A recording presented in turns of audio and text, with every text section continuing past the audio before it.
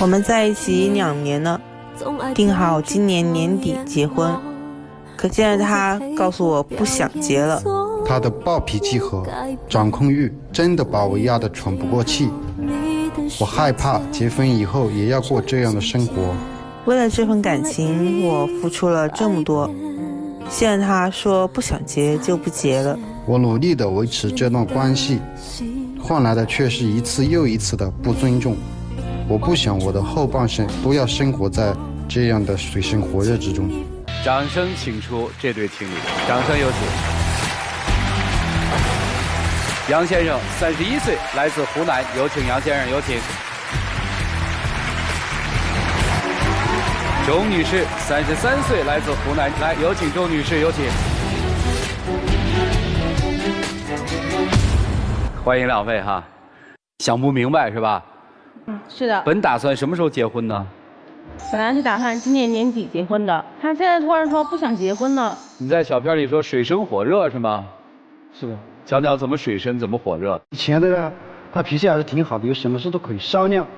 现在就是说他的脾气是越来越暴躁，3天一小吵，5天一大闹。就前几天下班了之后，就是说把衣服放在洗手间泡着，我当时还跟他说，我就是这个衣服我来洗，我会晚一点洗，我想休息一会吧。他也没说什么。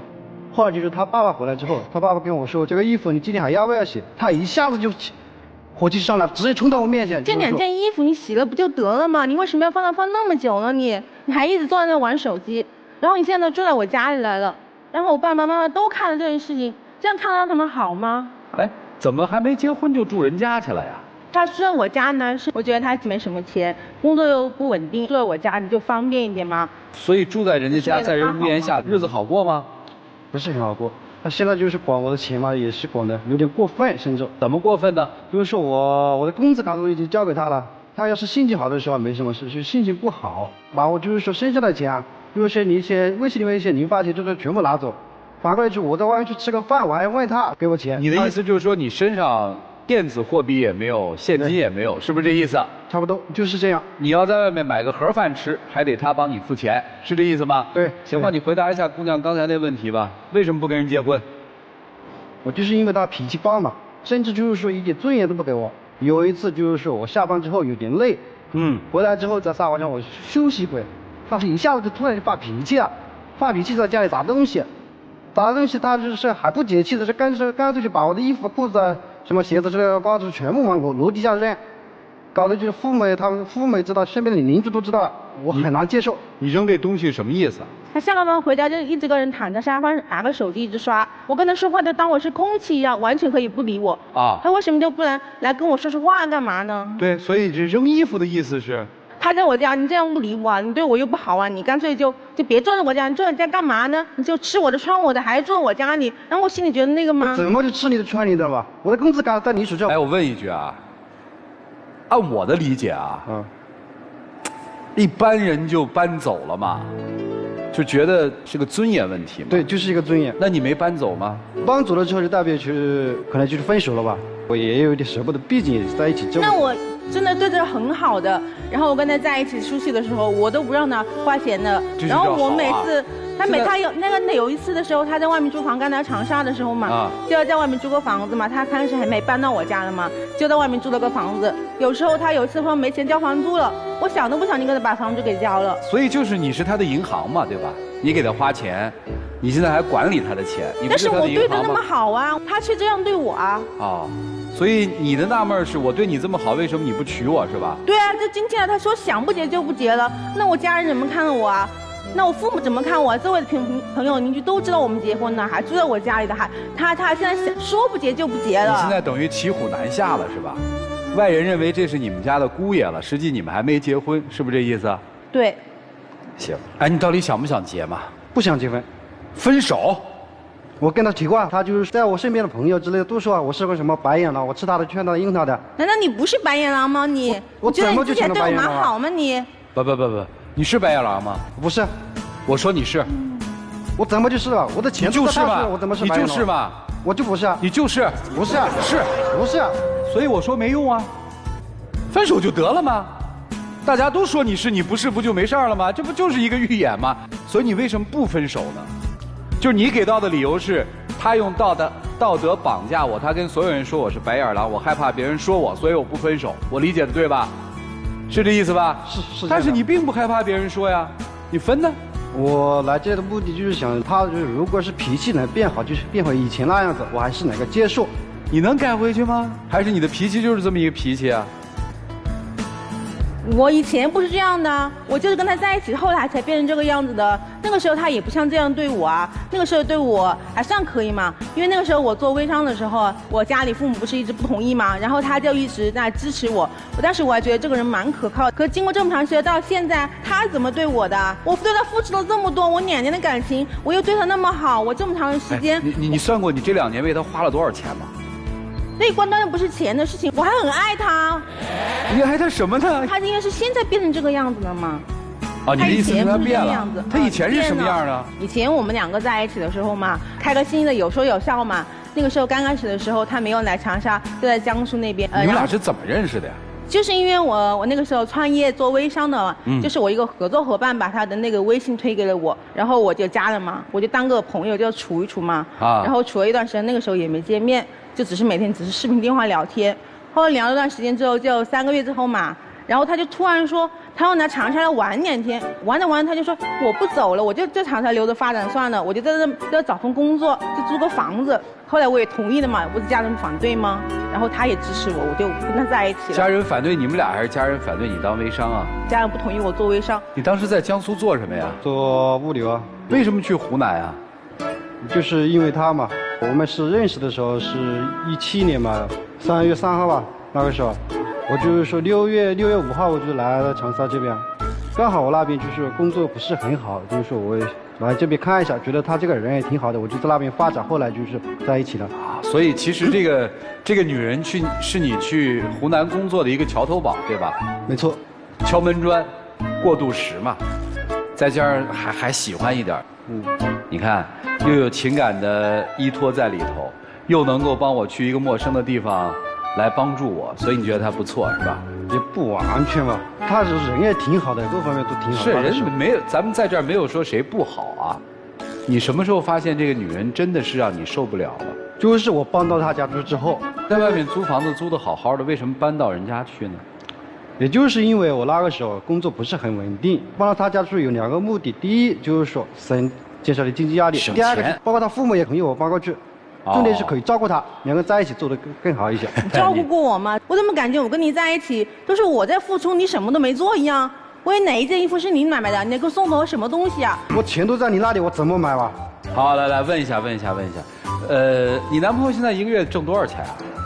他1个月的工资不是很高。哎呀，你就告诉我他1个月挣多少钱嘛，不是很高嘛。没钱。所以你拿的是张空卡嘛？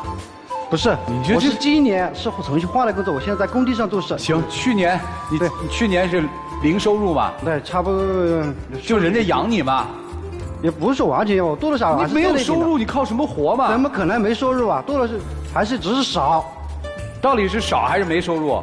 少到多少？3000块钱是有的，3000有吗？3到5千。没有。有。我都不知道他钱去哪了，我以为他工资卡不是在你那儿吗？谁知道他有没有藏私房钱啊？我又不知道他为什么藏着啊。所以你那卡里面是没钱的是吧？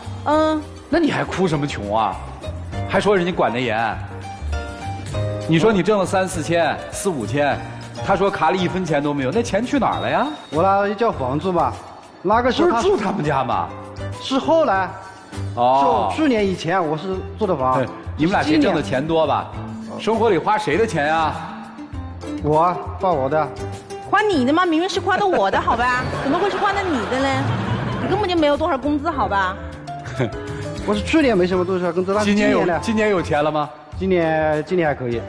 今年1个月能挣多少钱啊？有7、8千了。这就我没看到你有7、8千啊。那我的工资卡上好像我好像没有那么多钱。所以核心并不在这儿嘛，这挣了7、8千就翘尾巴啦。我不推测谁说的是实话，谁说的是假话，我们也没有这个职责，也没有这个权利，更没有这个义务。但是，通过先生的回答，我们基本可以看出一些问题来。我一开始觉得你还挺委屈的，后来我觉得你还真是。你尊重过他吗？尊重过。你爱他吗？以前爱过。现在为什么不爱了？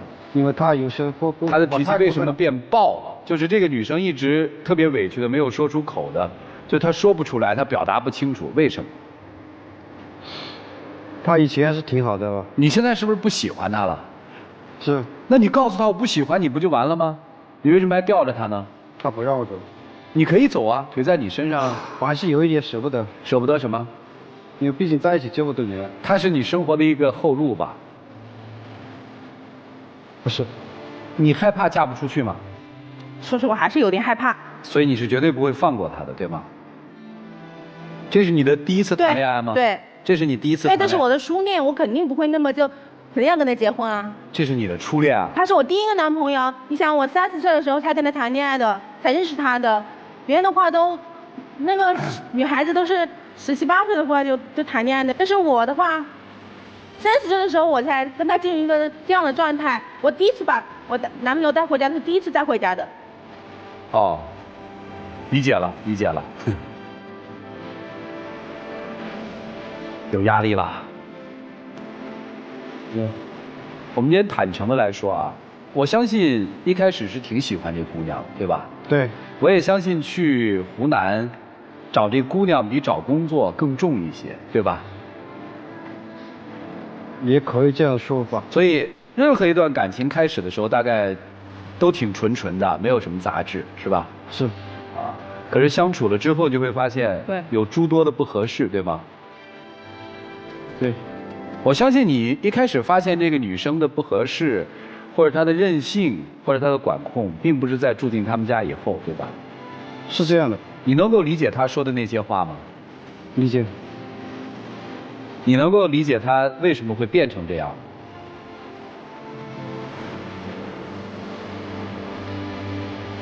他觉得他没安全感吗？怕她跑吗？怕。什么时候开始怕她跑的？就是有一次嘛，我跟他一起出去的时候回他老家嘛，然后在老家的话，那去他老家在少爷那边，然后我们就到了晚上嘛，是在酒店里嘛，他突然人就不见了，我打他电话也找不到了，然后发微信也不回，过了很晚的话晚上才回，他居然跟我说他去帮他一个朋友了。那我听了，我当时出去的时候我都跟你打过招呼了，我说我出去办点事，晚一点回来。是回他老家还是出去旅行啊？是回他老家，我跟他一起回他的老家。那为什么没有去家里啊？因为当时嘛，在家里嘛，因为农村嘛，有的那个不方便的，说2个人一个情侣回家嘛，是不能晚上2个人是不能住在一起的。所以我们不去深究这个事儿背后到底发生了什么，这个其实都不重要。谁说的对，谁说的错？我有时候真的我自己理解啊，在情感当中，这个时候有时候并不是那么重要。因为每个人站在各自立场的时候，总能找到对自己有利的说辞。就是你觉得他可能有点忘恩负义，对，他可能还觉得你以势欺人呢。你觉得他很懒惰，他可能还觉得他很勤奋。没错。你是觉得你一直在照顾他，他觉得可能在情感的付出上他比你还多。对。所以这个事儿是说不清楚的。因此，我想，到底为什么会发生这样的变化？就是为什么2个？其实这个舞台上面很多年轻人都说，我们一开始相爱的时候都是这样，怎么谈着恋爱就发现不是那个人了？到底是人变了，还是真实的自己更清晰地呈现在对方面前了？我相信你们今天来主要是听老师们的建议的，对吧？对。接下来我们一起进入丘比特问卷。首先分享2个现代汉语名词：尊重。重视而严肃对待，尊严，独立而不可侵犯。女生对男生是没有尊重的，恃宠而骄，嚣张跋扈。男生前期是寄人篱下，人穷志短，后期呢是毫无底线，心机颇深。他肯定是不尊重你的，尊重当中有教养的问题，还有你自己是否有尊严的问题，你是否独立而不可侵犯。前面讲到说，东西给你扔出去，你默默地捡了回来，为什么？你虽然一直不承认，但是我读到的信息就是，住在他家，省房租。吃的、喝的、用的，按照他讲的，都是他的。你吃人家、住人家、拿人家的。一般男人转身就走了，你不走，就是人穷志短啊！你这样没有尊严、没有底线的生活在他旁边，他自然不会给你足够的尊重。尊重不是要来的，是自己挣来的。你没有，现在好了，月收入7、8千了，想翻身农奴把歌唱。好了，我们节目现场来说，你再不尊重我，我不跟你过了。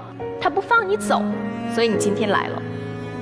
话就说的不要太漂亮，我们今天在这儿就坦诚的把自己心里的话说出来，就是他如果再不尊重你，你就打包走人，不要说什么啊，他如果变成什么什么什么样，我告诉你，以前是我们回不去的曾经，他不会变成以前那个样子了。他刚刚讲什么？遇见你之后，他变成了更糟糕的自己。我们谈恋爱都是为了遇见更好的自己，但是他不是，他越来越不好了。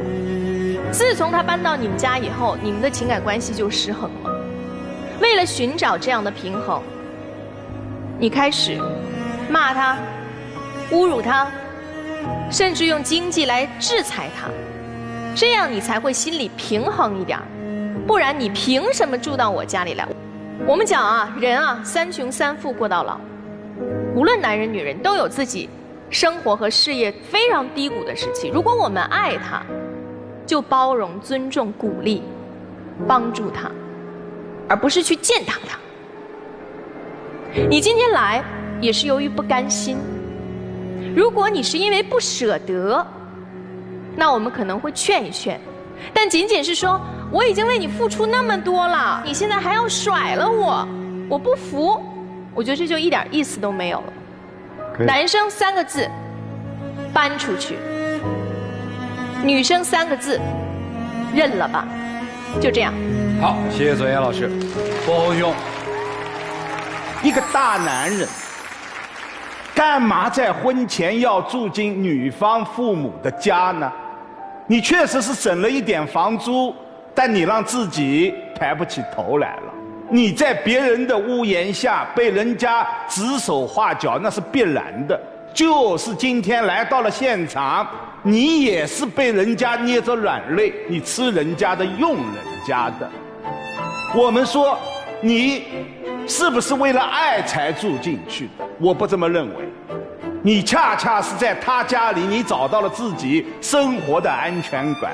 当然女生确实想控制她的生活，控制她的情感，控制她的工资，她又不是你家养的小狗狗，你这样的一种控制绝对不是其乐无穷，是她难受你也难受。所以面上看你患上了婚姻恐惧症，但这个药方一半捏在她手里，另一半是捏在你手里，因为你对恋爱对婚姻，我认为你的价值取向是有问题的。这么几年的过程当中，你有志气真正的去拼搏一下，去赚一份稳稳定定的有希望的钱吗？为什么今天少明天多？这个问题就出在你的价值观上。所以这一个问题很显然，你们要改，2个人都要改。如果不改，那这样的婚姻恐惧症它就成为了一种必然了。好，谢谢波红兄。来，沙大老师，你俩从上场到刚才结束对话，最核心的一个问题，2个人都在始终强调着自己的付出，但是你们2个人的付出呀，为彼此的付出都不真诚，现在都在拿着付出强调权利。先来说姑娘啊，你一直说我为你花了多少钱，你就必须得娶我，你现在不娶我了算怎么回事儿？那换言之，你为他花这些钱的目的就是要让他娶你。逼婚如果逼到这个程度，用付出来强调我一定要嫁给你，一定要娶我，你就把自己的身价放低了。你不是嫁不出去的吧？那就算现在这样，你为他花了这么多钱，付出了这么多，人家就不娶你了，你能怎么着？你要怎么办？你说我钱白花了，付出白付出了，可是那是你心甘情愿的吗？如果不是你心甘情愿的，那你就是带有目的性的付出；如果是你心甘情愿的，你就没地儿说理去。千万不要在这样面对面的时候强调我为你花了那么多钱，你现在说不娶我就不娶我了，特别难堪。就是当两个人把彼此的付出掰开了揉碎了，在讨论谁付出多谁付出少的时候，这段感情基本就已经接近终点了，因为我们大家都把脸放在地上了。拼命付出的那个人就有权利要享受更多吗？并不是，在爱情当中就是这样不平等的，不是说你付出了100分，你一定会得到100分的回报，但这100分是你心甘情愿付出的。所以到了这个程度的时候，就千万不要把自己的付出挂在嘴上。那对于男生来说呢？您是什么呀？您就是那个放下筷子骂厨子。什么意思呢？当初钱您是主动交给他要管的吧，然后呢住到他家也是你默认了我住到你家，然后实则受贿的是你自己，帮你这个减轻了经济上的压力，便宜都让你占了。咱不要做那个放下筷子骂厨子的人，咱们受到了照顾，受到了优惠，或者说在这段感情当中你享受到了人家为你的付出，你就要怀着感恩的心。你受到了这些他对你的好，然后你不念他的好，你还翻回来倒打一耙，你不觉得有点过分吗？所以我就说，你们两个人在念着自己的付出的同时，都不是真诚的在为对方付出。如果既然是这样，到现在为止，趁大家还没有彻底撕破脸的时候，还带着一定的尊严在这个场上站着的时候，我们就好聚好散。谢谢。好，谢谢沙大老师。来，涂老师。在长沙租一套房子并不贵，即便是现在，差的800-900，好的1500-600-2000。如果男生真的能够挣到7-8千，其实现在就搬出去是一件很方便的事情。想当年我跟你一样是个外地人，从江西到长沙，当时的女朋友也就是现在的老婆，就是长沙本地人。我也从来没有想过要住到她家去，因为一个男人如果在没有结婚之前就要开始住到女方家去，其实恰恰证明了自己没有独立的生存能力，而女方也万万不会带着自己的男朋友住到自己家去，因为她希望自己的父母明白，我找的男朋友不是一个等、靠、要的人。你也希望自己在父母面前有面子，找的男朋友是个独立的人，那你为什么要把他带回家去呢？那是因为你们本身对婚姻是存有目的，你想找个听话的老公，他想找个舒适的港湾。我们一开始特别想不明白，一个女人这么羞辱自己，说你吃我的喝我的穿我的，你这个白眼狼。在这个世界上，几乎所有能够羞辱男性的词语都用在你身上，你为什么还能够在那个家里面住得下去？网上有一句话大概可以回答你这个问题：是爱吗？是责任吗？是没钱。但我更准确点来说，不是没钱，是时机还没到。你要是真的挣得到7-8千，又或者是真的能够找到一个对你更温柔的女子，我想不明白你还有什么理由要留下来，你说呢？而对于女生来说也是一样，但凡是到这个场合来做节目的情侣，大概都面临2种打算。第一种打算真的是来找方法，第二种目的就是心里憋屈没处说，要到这个平台上让大家评评理。于是你会发现，这样的情侣他的言辞无所不用其极，夸大自己的痛苦，夸大自己的悲伤。但凡是向第二种目的的情侣，其实他们对婚姻都抱有目的，对于自己的付出都负有代价，都还有条件。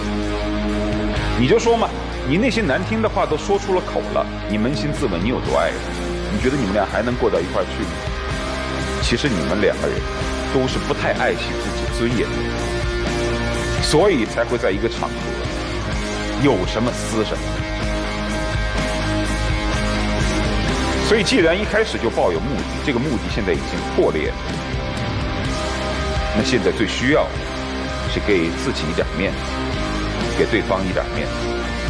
对，你们俩赶紧分，对不对？好，谢谢涂老师。友情提示一下，谈一次恋爱就成，还挺难的，这个概率比较低。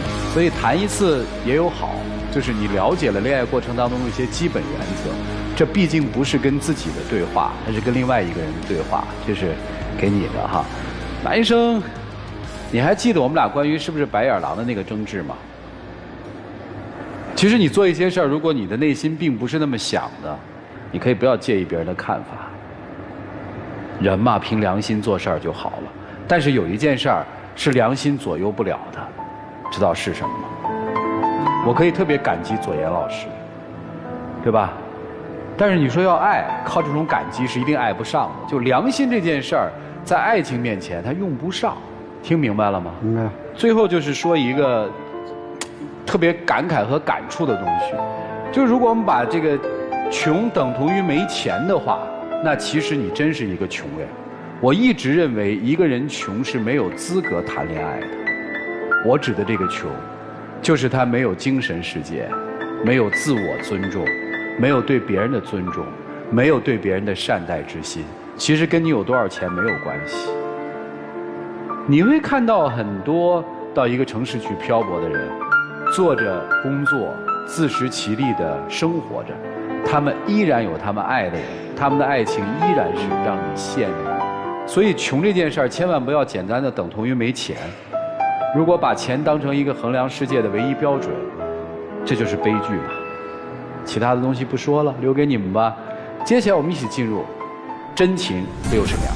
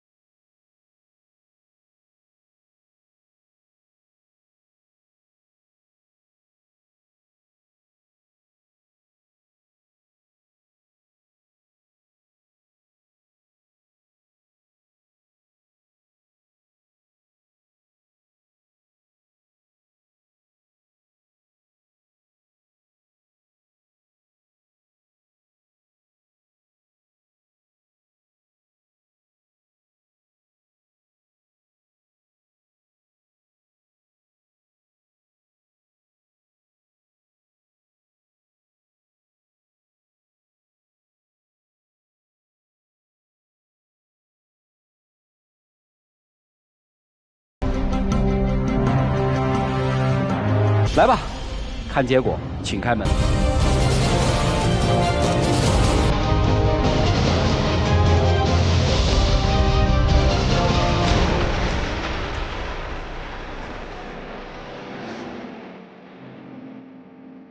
怎么了？沉默了。说他们的时候，我看你们脸上洋溢的是，对呀，没错啊，该分呐。真分的时候他们来了，其实我觉得这个感受特别真实。对我们大多数人来说，一段美好的爱情，我们就觉得即使在别人的身上我们都羡慕，所以我们看到别人分开的时候，即使是这样觉得该分，真到你见证那一段时刻的时候，你还是有点心里有点觉得不是个滋味的。这大概就是我们说的人本性的一种基本的善良。但是你回头去想，如果是你的身边的朋友，他们就在这个际遇当中，他们没有看明白，你们看到了，你们是愿意做一个说破的人，还是保持沉默随他们去呢？